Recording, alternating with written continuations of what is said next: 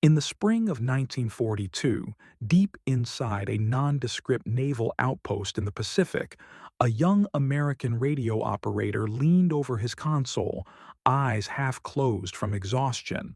The night air was thick, the hum of generators steady, the ocean just a dark breathing mass beyond the thin walls. The man's name was Charles H. Braden, and for the last 12 hours he'd been scanning enemy frequencies, listening, waiting, and hoping for something that might never come.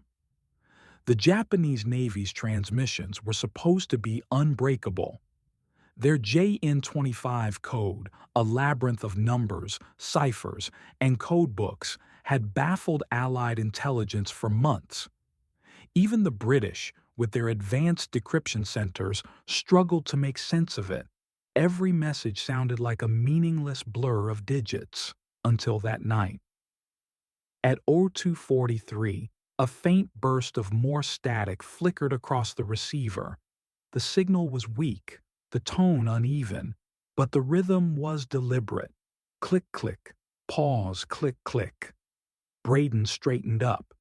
He scribbled quickly on a pad, matching each dot and dash with a number. When he compared it to the previous intercepts, he froze. The header was familiar, but the routing identifier was different. It originated not from Tokyo, but from a remote outpost in the Western Pacific. Something was being sent that shouldn't be. He called over his supervisor, Lieutenant Thomas Riggs, who peered at the scribbles, eyebrows narrowing. "Could be just noise," Riggs muttered.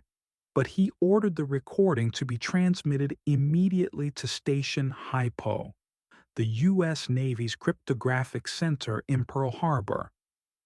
At Hypo, a group of men and women worked in near silence under the command of Joseph Rochefort, a brilliant but eccentric codebreaker who wore a red silk kimono and smoked endlessly while analyzing Japanese traffic. For months, his team had been piecing together fragments of JN-25, trying to guess the meaning behind obscure designators like AF or AO. Each intercept was a puzzle piece, and tonight, a new one had arrived. When the coded text from Braden's station came in, one of Rochefort's linguists noticed something odd. The frequency of the AF group had increased dramatically in recent messages. It wasn't just random chatter. The Japanese were preparing for something, and AF was at the center of it. Rochefort tapped the ash from his cigarette, stared at the page, and whispered, "If we can find out what AF is, we might know their next target." The room fell silent. Everyone understood the stakes. Japan's navy had been unstoppable since Pearl Harbor. If the U.S. could predict their next move, it might finally shift the balance of the Pacific War. But there was no way to ask Tokyo directly. Only the code could tell them. That night, the operators kept listening, and somewhere in the endless static of the Pacific, a single radio signal, faint, fragile, almost lost to the wind, began a chain of events that would decide the fate of fleets, islands, and thousands of lives. In a quiet corner of Pearl Harbor's naval base, behind a locked steel door marked simply Room 33, the lights never went out. This was Station Hypo, America's nerve center for intercepting and decoding Japan's secret communications. Inside, the air buzzed with static and tension. The walls were lined with radio receivers, tape reels, and endless rolls of encoded text, lines of numbers that held the fate of the Pacific. Commander Joseph Rochefort, the man in charge, wasn't a soldier in the traditional sense.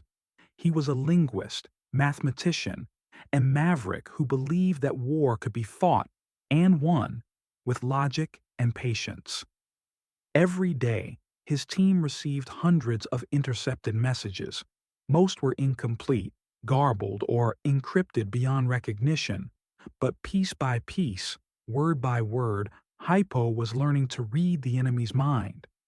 The code they faced, JN25, was a monstrous creation, a system of five-digit groups changed regularly according to massive printed code books. Breaking even a few lines required cross-referencing thousands of entries, guessing missing parts, and understanding the habits of the Japanese Navy's communication officers.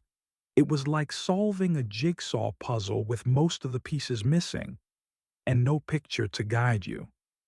One afternoon, a young analyst named Ralph Briggs noticed something unusual.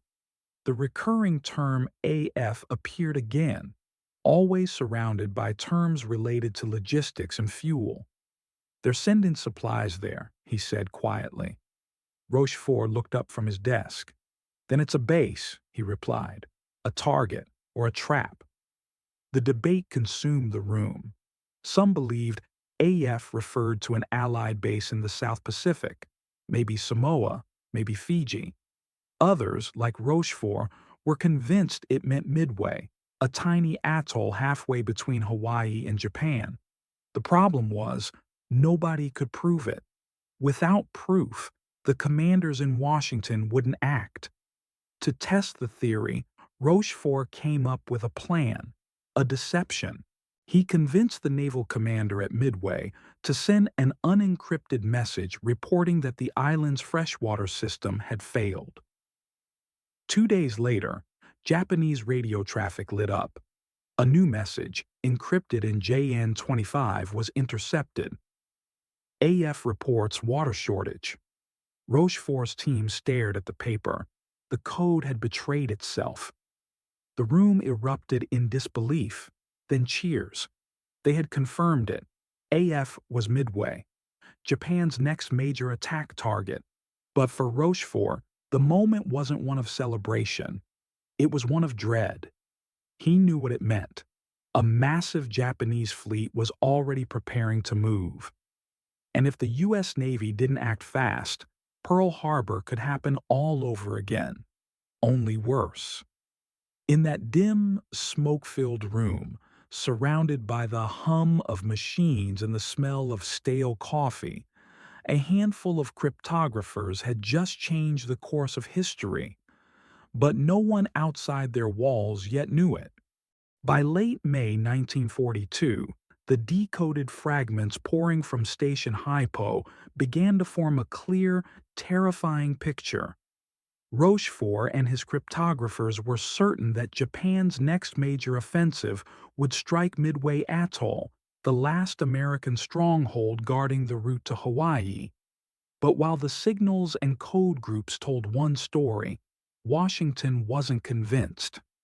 Inside the marble corridors of the Navy Department, intelligence officers in crisp uniforms argued endlessly over Rochefort's findings. Many believed Japan's real target was Port Moresby, or even the Aleutian Islands, not Midway. They accused Rochefort's team of seeing patterns in noise, of chasing ghosts in static. To them, the Pacific was too vast, the Japanese too unpredictable to trust the word of a few codebreakers in Hawaiian shirts and smoky rooms. But Admiral Chester W. Nimitz, the commander of the Pacific Fleet, was different. He had seen the devastation of Pearl Harbor firsthand and had learned never to underestimate a small clue. When Rochefort presented his case, supported by the water shortage ruse, Nimitz leaned over the intercepted message, tracing his finger over the encoded numbers. F. Fresh water shortage, he murmured. That's no coincidence. Prepare the fleet. Nimitz made a decision that would define the war. He ordered Task Force 16 and 17, centered around the carriers Enterprise, Hornet, and Yorktown, to move secretly north of Midway. They would wait, hidden beyond the horizon, ready to ambush the Japanese armada. Meanwhile, across the ocean in Tokyo, Admiral Isoroku Yamamoto, the architect of Pearl Harbor, finalized his own grand plan. He believed the U.S. Navy was broken, demoralized, and vulnerable. His fleet, the most powerful ever assembled by Japan, would lure what was left of America's carriers into a trap near Midway, annihilate them, and force Washington to negotiate peace. To him, it wasn't just strategy, it was destiny. Radio operators on both sides worked tirelessly, filling the airwaves with coded messages, false transmissions, and deceptive chatter. It was an invisible war, fought not with bullets, but with signals. In Tokyo's naval command rooms, Japanese officers tapped out orders in perfect discipline, unaware that every press of their key was being captured, translated, and quietly turned against them. At Station Hypo, fatigue was setting in. Analysts barely slept, their desks covered with ashtrays and paper scraps filled with partial decryptions. Each new intercept brought both relief and dread. They knew something massive was coming.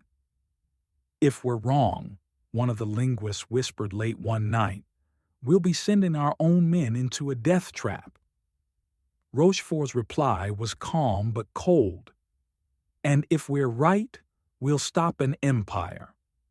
The coded war had reached its breaking point. The invisible lines of communication stretched taut across the Pacific. One misinterpreted signal, one late transmission, and everything could collapse. Both sides believed they held the advantage, but neither yet knew how decisive this silent battle of minds would become. At dawn on June 4, 1942, the calm blue horizon near Midway Atoll exploded into chaos. Japanese bombers screamed through the sky, their engines echoing across the Pacific as they dove toward the small island below. Explosions tore through fuel depots and airstrips. Smoke and fire painted the sea black. It looked like another unstoppable Japanese victory, just as Yamamoto had planned. But beneath the ocean's surface, far beyond the visible battle, the U.S. Navy was waiting. Because of one intercepted message. Hours earlier, an American radio operator aboard the carrier USS Enterprise had received a faint transmission. "Enemy fleet sighted, bearing 320 degrees, distance 180 miles." It was short, encoded, but unmistakable. The coordinates matched the movement patterns Rochefort had predicted days before. His decoding team had been right. Every step of Yamamoto's plan had unfolded exactly as Hypo had foreseen. Admiral Raymond Spruance, commanding the U.S. task force, gave the order, "Launch everything we have." The first waves of American planes took off into the rising sun. The pilots knew the odds were impossible. They were outnumbered, outgunned, and many had never faced combat before. Yet they climbed into the sky, guided by intelligence that had come from a handful of sleepless cryptographers thousands of miles away. By mid-morning, the Japanese fleet, led by the carriers Akagi, Kaga, Soryu, and Hiryu, believed the Americans were still hours away. Their decks were cluttered with bombs and torpedoes, being rearmed for a second strike on Midway. Then, out of nowhere, American dive bombers appeared from the clouds. The attack lasted just minutes, but it changed everything. 3 of Japan's carriers were engulfed in flames within the hour. Pilots barely had time to launch before their decks became infernos. The sea boiled with oil and debris. A Japanese officer later wrote, "It was as if the gods themselves turned against us." Rochefort's intercepted ghost signals had led directly to this moment, a perfect ambush executed not by luck, but by mathematics and nerve. Meanwhile, in Pearl Harbor, Station Hypo was silent. The team listened to reports trickling in over scrambled frequencies. Akagi hit, Kaga burning, Soryu lost. They didn't cheer. They just sat in stunned quiet, realizing their weeks of invisible labor had just rewritten the map of the Pacific. By nightfall, Japan's invincible fleet was shattered. Admiral Yamamoto, still hundreds of miles away aboard his flagship Yamato, received the impossible message. All four of his frontline carriers destroyed, thousands of men lost, and the initiative in the Pacific gone forever.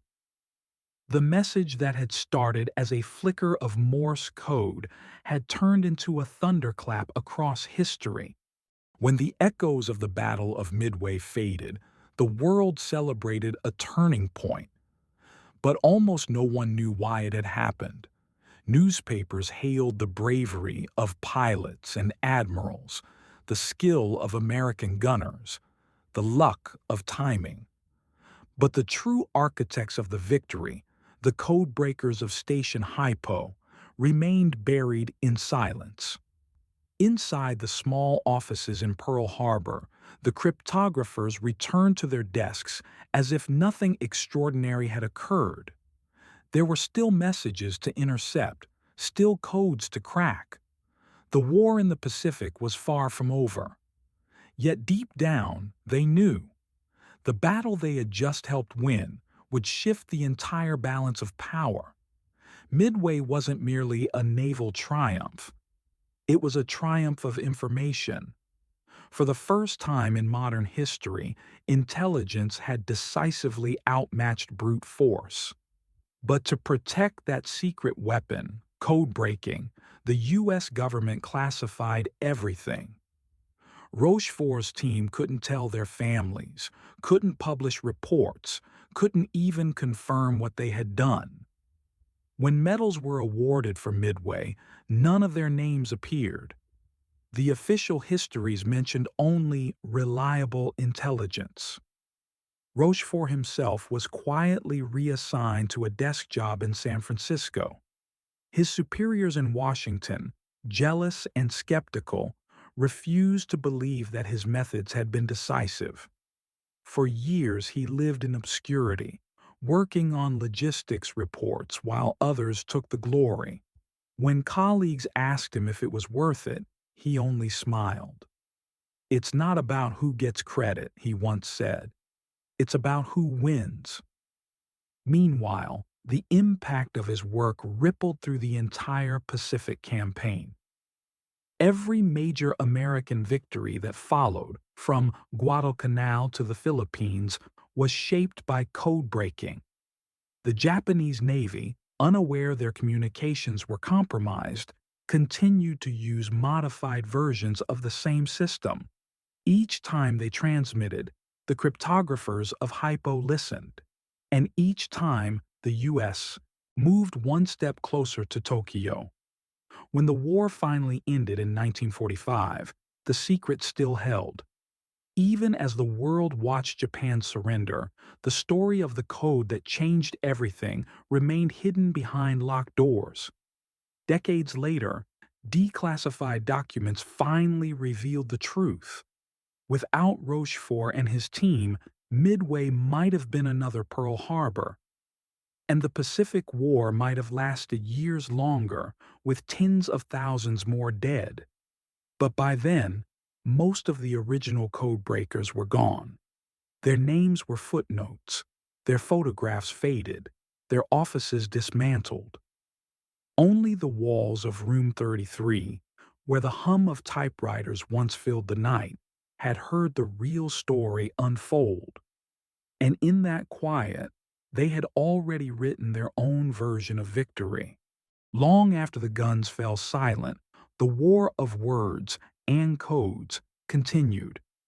In the ashes of World War II, the men and women who once cracked Japan's secret ciphers watched as a new conflict emerged: the Cold War. Their machines were dismantled, their reports sealed, and their triumphs classified under a single phrase: Top Secret Ultra. What had started in a cramped, humid room in Pearl Harbor now became the blueprint for a new kind of warfare, one fought with logic, data, and silence. Governments realized that knowledge itself was the most powerful weapon ever built. And so, code breaking didn't end in 1945. It evolved. The descendants of those early cryptographers went on to design the systems that would shape the modern world, from nuclear command networks to early computers. Alan Turing in Britain, Joseph Rochefort in the Pacific, and countless nameless analysts all laid the foundations of a digital age that would change everything from communication to control. But for those who lived through it, victory had a strange taste. Many died without ever being able to tell their families what they had done. Some took their secrets to the grave, still bound by oaths of silence decades after the war ended. Rochefort himself never sought fame. When asked late in life if he regretted being forgotten, he reportedly smiled and said, "No one needs to remember our names, only what we stopped." Today, historians call the Battle of Midway the most complete victory in naval history. But beneath the surface of that glory lies a quieter truth. It was not won by guns or ships, but by the human mind, by those who stared at meaningless lines of letters and numbers until they saw patterns that no one else could. Each intercepted signal, each decoded phrase, each sleepless night spent staring at a sheet of encrypted nonsense. All of it led to a single outcome: peace bought with patience. As the decades passed, the technology born from that invisible war reshaped the world again. The same principles used to decrypt Japanese transmissions in 1942 would one day protect online banking, secure satellites, and encrypt the devices you're using right now. The same battle between secrecy and discovery still rages, just in silence, because that's the paradox of intelligence. The louder the world becomes, the more power lies in what remains unheard. So, when we talk about heroes of the Second World War, the pilots, the soldiers, the sailors, we should remember those who never fired a shot, but changed everything. They fought not with bullets, but with brilliance, and their victory still hums quietly through every signal, every transmission, every whisper of data in the modern world.